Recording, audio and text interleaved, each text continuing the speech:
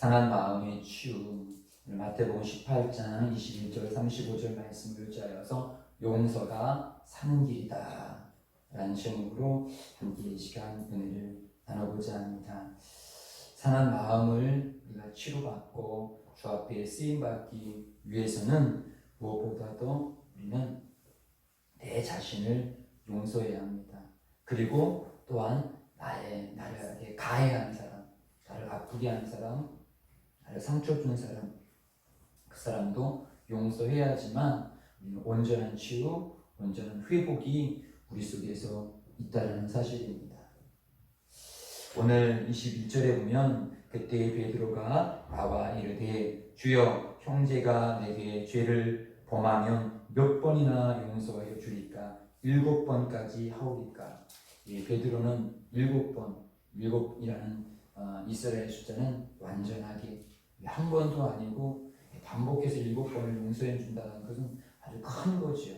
그런데 이 사실은 베드로는 나는 이렇게 남을 용서하고 있어 라는 그런 자부심으로 아마 이 고백을 한 것 같아요. 그런데 예수님께서 하시는 말씀은 22절에 예수께서 이르시되 내게 이르노니 7번뿐 아니라 7번을 70번까지도 할지니라. 이것은 숫자적인 개념이 아니라 언제까지 내 속에서 그 사람이 완전히 용서되어졌을 때까지 하는 것이 용서인 것입니다. 숫자를 맞춰서 나는 7번 했어, 나는 49번 용서했어, 이 정도면 됐지가 아니라 내 속에서 그 사람에 대해서 완전히 용서가 되어질 때까지, 또 내 자신에 대해서 완전히 용서가 되어질 때까지 우리는 또 하고 용서가 되지 아니하면 용서될 때까지 성령님이 내가 완전히 용서해서 내 안에서 더 이상 사람에게 얽매이지 않을 때까지 우리는 용서하라 라고 말씀하고 있는 것입니다. 우리 로마서 12장 21절 말씀을 함께 읽으시도록 하시겠습니다. 시작. 악에게 지지 말고 선으로 악을 이기라. 악한 원수마귀는 우리 속에서 나에게 상처하고 나에게 가해를 준 사람에 대해서 복수해. 갚아줘야지. 네가 저 사람 때문에 얼마나 힘들었고 얼마나 아팠는데 그걸 그냥 둬? 가서 밟아줘요. 가서 힘들게 해줘. 복수해야 돼. 이렇게 악으로 나가라고 합니다. 그러나 주님께서는 악에게 지지 말고 선으로 악을 이기라. 무엇입니까? 그는 나에게 악을 다가왔습니다. 상처를 주었습니다. 그런데 믿음의 사람은 오히려 선, 용서로, 사랑으로, 축복으로 그렇게 나가라고 말씀하셔요. 그것이 결국은 내가 이기는 것이고 주님의 뜻을 이루는 것이라고 말씀하고 있는 것입니다. 이게 참된 승리다. 그렇기 때문에 용서라는 것은 연약한 사람이 할 수 없어서 하는 것이 용서가 아니라 예수의 은혜를 받은 자들이, 그 은혜가 충만한 자들이, 이긴 자들이 할 수 있는 것이 용서입니다. 아무나 할 수 있는 게 아니에요. 그냥 한두 번 그래 말씀을 들었으니까 용서하지, 이거는 누구도 할 수 있어요. 어쩌면 누구도 아니죠. 어떤 이는 그것조차도 못해요. 그러나 적어도 우리가 예수를 믿은 우리는 한두 번은 용서를 나가요. 베드로처럼 7번까지도 나갈 수 있어요. 그러나 주님께서는 아니, 네 마음껏 3번을 했는데 싹 없어졌으면 3번으로 끝날 수도 있는 거예요. 그러나 내가 잃은 것이 7번 했을지라도 내 속에서 아직도 그 사람에 대한 미움이 가져지지 않는다면 우리는 악에게 지지 않기 위해서 계속적으로 선으로, 계속적으로 용서로, 계속적으로 축복으로 내게 계속 악으로 다가오는 악한 원수마귀가 나를 미혹하는 그 미움을 이겨야 된다는 것입니다. 크리스티 김 선교사님이 저술한 책에 이런 사례가 나옵니다. 그 선교사님이 만났던 한 자매의 이야기입니다. 이 자매는 9살 때 바로 위에 있는 오빠, 중3인 오빠와 함께 집에 남겨지게 되었습니다. 엄마와 아빠가 외출한 가운데 이 중학교 3학년인 이 오빠가 9살인 이 여동생을 강간을 하고 말아버렸어요. 그리고 나서 오빠는 이 여동생에게 윽박을 죽입니다. 너 엄마 아빠한테 나는 죽여버릴 거야. 가만히 두지 않을 거야 라고 윽박을 치러요. 그리고 나서 엄마 아빠가 외출을 하게 되어지면 이 오빠가 계속적으로 이 동생을 강간하는 거예요. 그런데 어느 날 엄마 아빠가 외출을 하다가 갑자기 일이 있어서 집에 돌아왔는데 그 장면을 목격하게 되어집니다. 근데 문제는 여기부터 생겼어요. 당연히 오빠를 혼내키고 이 동생을 보호해 줘야 될 부모님이, 특별히 아버지가 유교적인 전통 속에서 남자 우월주의 그런 어떤 생각이 깊이 있는 이 아버지가 오히려 오빠는 그 방에 들어가 그렇게 말하고 이 9살 여자아이를 세워놓고 너 처신을 어떻게 할 걸래? 오빠가 그렇게 있는 너에게 그런 짓을 하게 냅뒀어. 응? 이 못될 자식아. 너 괜히 오빠 인생 망쳐놓으려고 그래? 하면서 오히려 피해를 당한 이 여아이 9살 딸을 아빠가 보호하기보다 오빠의 인생을 망쳐놓게 됐다라고 오히려 이 여아이를 혼내는 겁니다. 그리고 그 이후에도 이 아빠는 오히려 오빠는 계속적으로 보호해주고 계속적으로 이 여아이를 계속적으로 혼내주고 계속적으로 나무래주고 그러면서 그의 어린 시절을 보내게 되어져요. 그러면서 항상 아빠는 쑥 지나가면서 에이 쓸모없는가 하면서 이 아이에게 핀잔을 줍니다. 그리고 이 아이가 커가지고 이제 대학생이 되어졌고 예수를 믿게 되어졌고 이 선교사님을 만나게 되어졌습니다. 예수를 만났는데도 불구하고 그는 뭔가 그가 마음이 어두운 거예요. 뭔가 사람들과의 관계가 온전치 않은 거예요. 그래서 이 선교사님이 이제 그 여학생을 상담하게 되어집니다. 무슨 마음의 아픔이 있는 것 같은데 혹시 나에게 털어놓을 것이 있느냐? 안 털어놔요. 근데 이 선교사님이 계속적으로 그에게 다가갈 때 그가 어렸을 때 9살 때 일어나고 9살 때 일어난 그 이후에 가정 문화 속에서 자기가 가정 속에서 당하였던 그 이야기를 쭉 털어놓는 것입니다. 그랬을 때 크리스티 선교사님이 그를 위하여서 기도를 해주려 합니다. 지금 악한 영의 역사가 우리 자매님을 계속적으로 붙잡고 있습니다. 여기서 이겨야 합니다. 그런데 내가 기도하기 전에, 내가 기도해 주기 전에 먼저 고백할 것이 있어요. 그것은 우리 자매님이 먼저 자신을 용서하고 그리고 오빠와 아빠를 용서해야 합니다. 그래야지만 악한 영이 더 이상 당신의 마음 가운데 머무르지 못하고 그가 내가 선포하게 될 때 떠나가게 될 것이에요. 우리 그 용서를 한번 선포해 봅시다. 고백해 봅시다. 라고 이 자매에게 부탁을 합니다. 그리고 이 자매의 입술로 따라하세요. 하나님, 아빠와 오빠를 용서합니다. 그런데 이 자매가 하나님, 아빠 더 이상 진행이 안 돼요. 다시 한번 힘을 내어서 한번 고백해 보세요. 하나님, 아빠와 오빠를 용서합니다. 하나님, 아빠와 오빠를 더 이상 또 이런 일이 계속적으로 선교사님은 다부치지는 않지만 텀을 두고 이 자매에게 이 용서할 수 있도록 마음의 문을 열릴 수 있도록 기회를 주는데 조금처럼 이 용서라는 이 짧은 두 단어가 이 자매의 입술 속에서 나오지 않는 거예요. 선교사님이 마음속으로 중보의 기도를 하나님, 이 자매가 정말 용서를 선포할 수 있도록 인도해 주세요 라고 중보하게 되어지고 그리고 시간이 지나면서 아주 힘들게 이가 고백하려고 해요.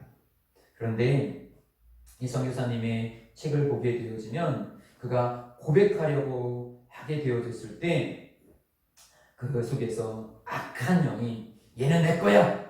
내가 얘를 통해서 식구들을 모두 죽여버리고 얘도 죽이고 말 거야. 그러면서 거기서 소리를 지르더라는 것이죠. 그러면서 선교사님이 더 강력하게 용서하세요. 용서를 선포하세요.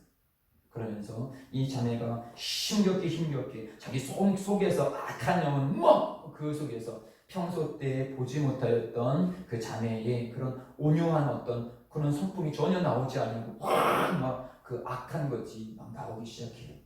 그러면서 결국은 하품을 확 하면서 오빠를 용서합니다 라고 선포할 때 목사님 또한 이 속에서 악한 영화 떠나갈지어다 라고 선포하게 되어졌을 때 그 악한 영이 확 떠나가요.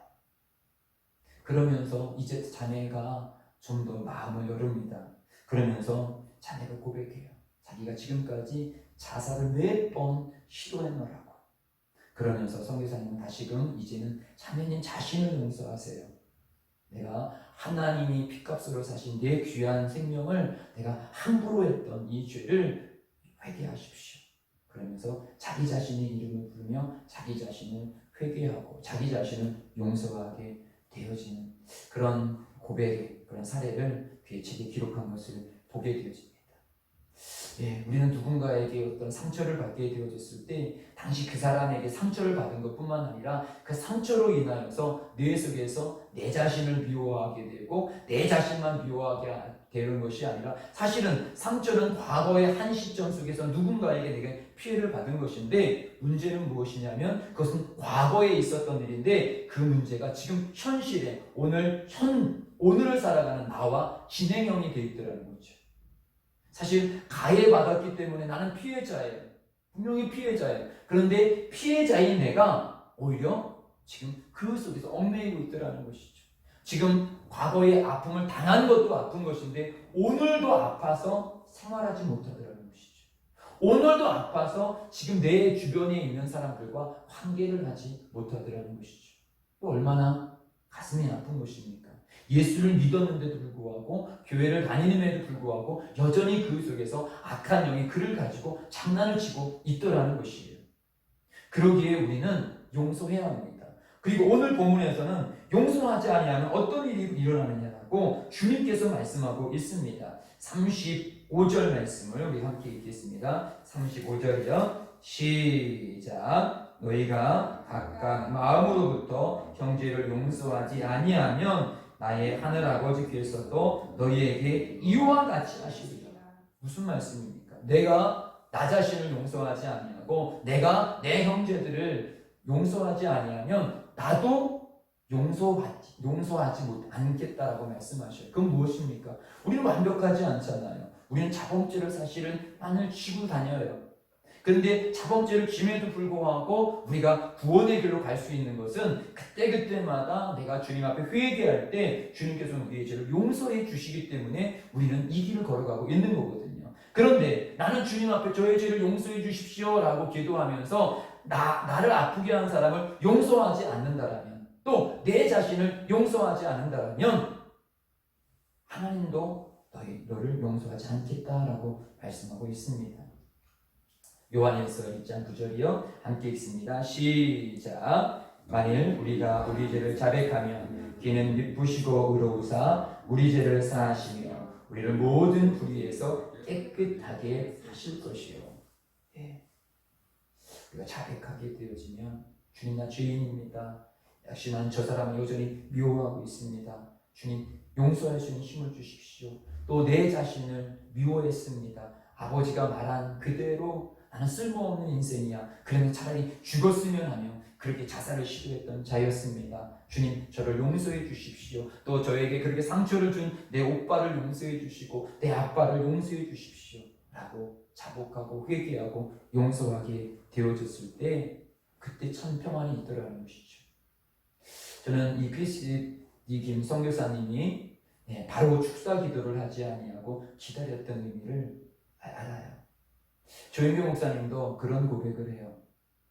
어느 집회를 갔는데 유방암을 걸린 그 교회 젊은 집사님이 조인교 목사님이 오셨다라고 하셔서 이제 목사님의 담임 목사님의 추천을 받아서 목사님에게 안수받는 시간이 있었나 봐요. 그런데 조인교 목사님이 그를 위해서 안수하려고 하는데 하나님께서 계속적으로 그에게 안수해 주마라 라는 이런 감동을 주시더래요. 그래서 그 집회가 이제 3박 4일 좀 긴 집회니까 이제 목사님이 우리 자매님을 위해서 제가 기도해 줘야 되는데 내 마음 가운데 지금 기도를 중단하고 있어요. 뭔가 하나님께서 자매님에게 요구하시는 것이 계신 것 같아요. 그러니까 우리 이 질병을 위해서 기도하기 전에 먼저 자매님이 집에 돌아가셔서 하나님 무엇 때문에 나에게 지금 저 목사님을 통해서 이 기도를 받지 못하도록 중단시켰을까, 한번 그거에 대해서 한번 생각해보고 오세요 라고 이렇게 던지고 돌아보냈대요. 그리고 그 다음날 이 자매가 펑펑 울면서 사실은 저는 시어머니가 너무도 미웠습니다 하면서 그 미워했던 시어머니에 대한 가슴 아팠던 그런 모든 것들을 다 하면서 저 그분 우리 시어머니를 용서합니다. 그러면서 정규 목사님이 이 일 때문에 하나님께서 이 안수기도를 중단하게 하셨구나. 그러면서 그가 그 모든 것들을 회개 기도를 하게 되어졌을 때, 용서 기도를 하고 용서를 선포했을 때 목사님이 그에게 손을 얹고 기도하게 되어졌을 때 그 자매의 유방암이 낫더라라는 그런 간증을 하는 것이 들은 적이 있습니다. 이 말씀은 우리가 마태복음 12장 43절로 25절 말씀, 43절이 아니에요. 23절로 25절 말씀에 우리가 알 수 있는 것입니다. 우리가 여기 있는 말씀 한번 읽어보겠습니다. 시작. 더러운 귀신이 사람에게서 나갔을 때에 물 없는 곳으로 다니며 쉬기를 구하되 쉴 곳을 얻지 못하고 이에 이르되 내가 나온 내 집으로 돌아가리라 하고 와보니 그 집이 비고 청소되고 수리되었거늘 이에 가서 저보다 더 악한 귀신 7을 데리고 들어가서 거하니 그 사람의 나중 형편이 전보다 더욱 심하게 되느니라. 이 악한 세대가 또한 이렇게 되리라. 우리는 능력 있는 종에게 안수를 받아서 귀신을 쫓아낼 수도 있어요. 근데 더 중요한 것은 귀신이 쫓아가 나고 나서 그 마음이 귀신이 나갔다는 것은 소지되고 청소되었다라는 것이죠. 그럼 청소되어지고 나서 그 안에 여전히 성령님이 주인으로 계시지 아니하면 악한 영이 더 강력하게 들어오더라는 것이죠. 그러기에 우리에게 꼭 필요한 것이 무엇이냐면 귀신아 떠나라! 이런 축사도 중요하지만 먼저 내 속에서 용서, 내 속에서 회개가 필요하더라는 것이죠. 내 자신이 그렇게 회개하고 용서. 예전에도 제가 말씀드렸지만 윤석준 목사님도 역시 동일한 그런 고백을 해요. 축사 기도를 받으러 많이 온다라는 거예요. 그러나 항상 그들에게 말하는 것이 머리 위에 내가 손을 얹고 축사 기도를 먼저 바라지 말고 먼저 예배를 통하여서 귀신을 떠나가게 하라. 내가 말씀을 들었을 때 그 말씀 속에서 아멘 해가지고 아멘 해게 될 때 말씀이 들어옴으로 인하여서 귀신이 떠나가는 역사. 이것이 진정한 축사의 역사다. 머리 얹고 떠나가라 일방적인 이런 것보다 내가 말씀을 들고 아멘 맞습니다. 말씀을 들어보니 제가 그 사람을 미워했습니다. 말씀을 들어보니 내가 원망했습니다. 말씀을 들어보니 제가 그 사람을 싫어했습니다. 라고 그 말씀을 내 속에 받아들이게 되었을 때 말씀으로 인하여 귀신이 떠나가더라는 것이죠. 그러기에 우리가 용서와 회개가 필요한 것이 이것입니다. 용서와 회개가 없이 단지 능력 있는 종에게 축사받고 그랬을 때 잠시는 마음이 편할 수 있어요. 그러나 또 다시 내 속에 그 미움과 원망이 들어오면 이전에 요만큼 미워했던 것이 더 미워지고 더 악랄해질 수가 있더라는 것이죠. 그래서 오늘 용서에 대해서 몇 가지 말씀을 드리려고 합니다. 오늘 본문에서 말했던 본문의 말씀을 의지하여서 우리가 용서하지 아니하면 결국 내가 예수를 영접했음에도 불구하고 사단이 틈을 타고 그 자리에 들어온다는 것이죠. 방금 전에 마태복음 말씀 읽었던 것처럼 43절, 45절 말씀을 읽었던 것처럼 악한 영이 다시 틈을 타고 내가 예수 그리스도를 나의 구주 나의 안에 영접하여서 내 안에 주님이 모시고 주님께서 있어야 되는데 오히려 그 틈을 타고 들어온다는 것이죠. 고린도전서 6장 11절이요. 시작. 너희 중에 이와 같은 자들이 있더니 주 예수 그리스도의 이름과 우리 하나님의 성령 안에서 씻음과 거룩함과 의롭다 하심을 받았느니라. 네, 우리는 주님 앞에 의롭다 씻음을 받았어요. 근데 씻음을 받은 우리를 다시 더럽게 만들더라는 거죠. 누가? 악한 원수마귀가. 무엇으로요? 내가 용서하지 아니하고 미워하면. 그렇기 때문에 내가 예수 피로 거룩하게 씻음 받았는데, 나는 목욕을 했는데 다시 더럽혀서 추해서 하나님 앞에 쓰임 받지 못한다라면 얼마나 우리가 억울한 것입니까? 그런데요, 무엇보다도 저는 이 용서라는 말씀을 묵상하면서 보통 이제 상담이나 이런 것을 자주 말하는 이야기인데, 미워하면 미워하는 사람을, 용서하지 아니하면 그 사람을 닮더라는 거예요. 우리가 미운 이유가 무엇입니까? 나의 해를 끼쳐서. 그래서 미워요. 근데 문제는 뭐냐면 그 미운 사람을 내가 닮더라는 거예요. 내가 그렇게 살더라는 거예요. 그래서 우리가 사람을 닮아가는 유형이 두 가지랍니다. 하나는 너무 사랑하면 닮은데요. 또 하나는 너무 미워하면 닮은데요. 근데 문제는 사랑하는 사람보다 미워하는 사람을 더 많이 닮은데요. 왜냐하면 사랑하는 사람은 막 사랑하다가, 특히 이제 여기 가정적으로 말하면 엄마를 사랑해요. 아빠를 사랑해요. 그런데 이제 이 아이가 성인이 되어지면 이제 또 다른 남자친구를 만나게 되어지지요. 그러면 사랑은 당연히 이젠 자연스럽게 옮겨져 가요. 그 남자를 내가 많이 사랑했던 아빠, 엄마에 대한 이 사랑이 이제 남자친구에게, 아니 여자친구에게 막 이렇게 흘러내려가요. 그러니까 또 이제 남자를 닮아가고 부부가 닮아가게 되어지지요. 그런데 미워하는 사람은 내가 그 사람을 엄마를 너무 미워했어. 아니면 아빠를 너무 미워했어요. 근데 나중에 보게 되어지면 내가 결혼을 하고도 그 미운 사람에 대해서는 여전히 미워하더라는 거예요. 그러니까 나중에 보면 이 사람 속에서 내가 그렇게 엄마를 미워했는데 나중에 보면 누가 그 엄마를 가장 많이 닮았느냐? 그 엄마를 가장 사랑하는 딸? 아니요. 오히려 엄마를 가장 미워했던 사람이 그 엄마의 성품이나 엄마의 모습을 가장 많이 닮아 있다는 것입니다. 또 하나는 결혼을 하고 자기 배우자를 봤더니 자기가 가장 미워했던 그 모습의 사람이 자기 배우자로 서 있더라는 거죠. 쉽게 말해서 나는 저런 아빠 싫어, 저런 아빠 싫어, 저런 아빠 싫어 이렇게 이야기했는데 나중에 결혼하게 봤더니 근데 자기 남편이 그런 아빠와 같은 사람이더라는 거죠. 난 저런 엄마 싫어, 저런 엄마 싫어, 저런 엄마 싫어 했는데 자기의 결혼했던 아내가 그런 사람이더라는 거예요. 왜 그랬을까요? 왜 그럴까요? 예. 항상 그 미움의 사람을 품고 있었기 때문에 그 미움이 익숙한 거예요. 그 사람이 익숙한 거예요. 그 사람이 익숙하니까 그런 성품을 가지고 있는 사람을 만났을 때 그 사람이 쉽게 친근감이 가더라는 거예요. 왜요? 항상 익숙한 그런 인격체로 되어져 있기 때문에 낯설지가 않더라는 거예요. 쉽게 친화적이더라는 거예요. 그래서 그는 미워했던 그 사람인데 그때는 사랑이 이렇게 이 콩깍지가 이렇게 감춰지니까 오히려 콩깍지가 감춰지고 자기의 성품과 비슷해지니까 그냥 쉽게 좋아지고 쉽게 사랑해지고 그러면서 와, 이 사람은 내 엄마랑 틀려, 내 아빠랑 틀려. 그런데 나중에 콩깍지가 싹 벗겨지고 보니까 자기가 미워했던 그 사람이랑 똑같은 사람이 거기 있다는 거지. 그러면서 깜짝 놀라더랍니다. 그러면 무엇을 말씀드리고자 하느냐? 내가 정말 과거에 얽매이지 아니하고 오늘을 살아가고 내가 정말 이전 것은 지나갔으니 돌아 새로운 피조물이라는 주의 말씀을 의지하고 살아가는 우리들이라면 오늘 우리는 지금이라도 다시금 내 속에서 얽매였던 과거들 그것을 용서함으로 풀어야 된다는 것이 언제까지? 과거 지나서 지난번에도 말씀드렸지만 완전히 내 속에 있는 것을 억지로 끌어내라는 게 아닙니다.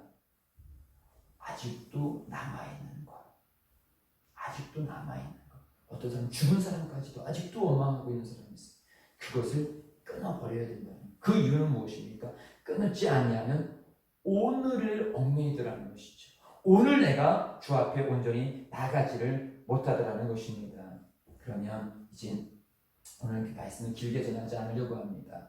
그러면 우리는 어떻게 해야 합니까? 용서를 누가 할 수 있습니까?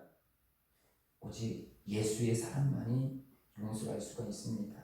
예수님께서 오늘 70번씩 7번 용서하라고 말씀하고 있습니다. 이 말씀을 누가 받을 수 있습니까? 예수님을 온전히 믿은 사람만이 이 말을 받을 수가 있어요. 마태복음 16장 24절 함께 읽겠습니다. 시작. 이에 예수께서 제자들에게 이르시되 누구든지 나를 따라오려거든 자기를 부인하는 것이니라. 누가 예수님을 따라갈 수 있습니까? 누가 예수님을 바라볼 수 있습니까? 예수님 말씀을 사모하는 자. 누가 용서할 수 있습니까? 예수님 말씀을 사모하는 자. 그가 용서를 할 수가 있어요. 근데 예수를 믿어도 우리가 용서하지 않으면 내 속에 엉뚱한 안경이 끼고 있어서 예수님을 온전히 볼 수가 없어요. 그래서 우리가 용서를 선포하고 주님 내 눈을 밝혀주옵소서, 내 마음을 녹여주옵소서. 그러면서 우리가 가져가야 될 것이 무엇이냐? 십자가. 십자가는 고통스러운 거예요. 즉 용서는 고통스러운 것입니다.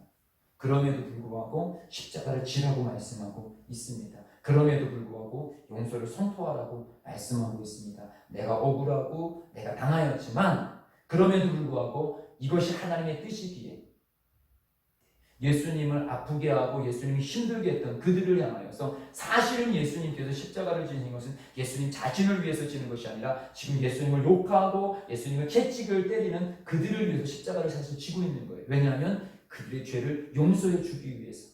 마찬가지로 우리도 예수님을 정말 믿는다면 우리는 그를 용서함으로 인하여서 먼저는 예수님께서 먼저는 하나님께서 예수님을 통해서 이루시고자 하시는 그 구원의 뜻을 예수님께서 이루신 것이고 또 예수님께서 그 일을 이루심으로 인하여서 예수 그리스도로 인하여서 수많은 사람들이 구원받은 것처럼 우리에게 동일합니다.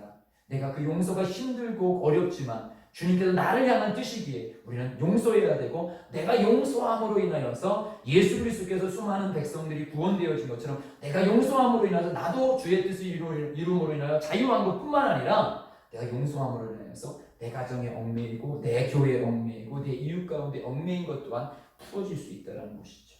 히브리서 4장 12절이요. 함께 읽습니다. 시작. 하나님의 말씀은 살아있고 활력이 있어 좌우의 날선 어떤 검보다도 예리하여 혼과 영과 및 관절과 골수를 찔러 쪼개기까지 하며 또 마음의 생각과 뜻을 판단하니. 내가 용서를 선포하고 또 내가 믿음으로 십자가의 길을 걸어가고 성령님을 환영할 때 결국은 누가 일하시느냐? 성령님이 일하십니다. 성령님이 내 아픈 것을 집도하시고 성령님이 내 연약한 것을 집도하셔서 우리를 치료하시고 회복하여서 진정한 자유, 신앙생활 하면서도 불구하고 진정한 자유가 없는 분이 너무도 많아요. 과거에 얽매여가지고 그 과거의 그 하나의 상처가 오늘을 만들어내요. 사실 자살하고 사실 많이 방황하는 사람들의 그 특징을 보게 되어지면 단지 오늘의 현실 때문에 너무 어려워서 그것이 아니라 파고 들어가게 되어지면 과거의 한 시점, 어떤 시점에 있었던 그 큰 상처가 결국 한 곳에 이렇게 있다가 결국 그것이 오늘의 어떤 문제가 부딪히게 되어지면 그 문제가 과거의 상처와 함께 이 매치가 되어져서 결국 오늘을 포기하고 오늘을 넘어지는 것을 보게 되어집니다. 그러기에 우리가 오늘을 이기기 위해서는 내가 과거 속에서 내가 아직도 내 마음 가운데 용서하지 못한 그것 도려내야 합니다. 내가 하는 것이 아니라 성령님이 하시겠다라고 말씀하고 있습니다. 오늘 그 성령님에게 내 마음을 내려놔야 됩니다. 마지막 말씀입니다. 함께 읽습니다. 시작. 너희는 너희가 하나님의 성전인 것과 하나님의 성령이 너희 안에 계신 것을 알지 못하냐. 기억하십시오. 그 누구도 우리의 속마음을 모르지만 우리 하나님은 우리의 속마음을 알아요. 아직도 내 속에서 미움과 원망이 있는 것, 풀려지지 않는 그 상처를 주님께서 알고 있어요.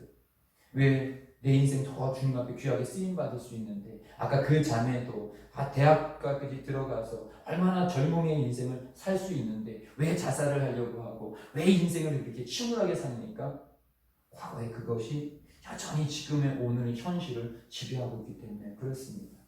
우리 속에서 특별히 어떤 사회적으로 권위가 있는 사람일수록 이런 포장이 더 강해져요.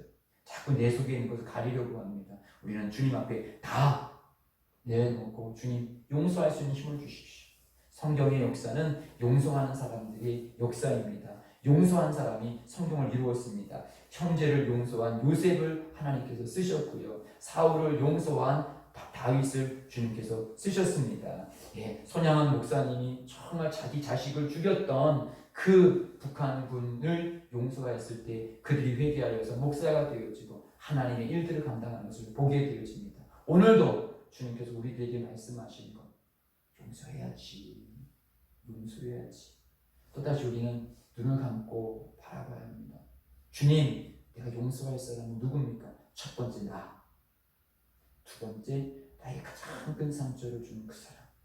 오늘 이 두, 나와 나의 가장 큰 상처를 준 사람을 우리 오늘 밤에 용서할 수 있는 우리들이 되시기를 주님의 이름으로 축복드립니다.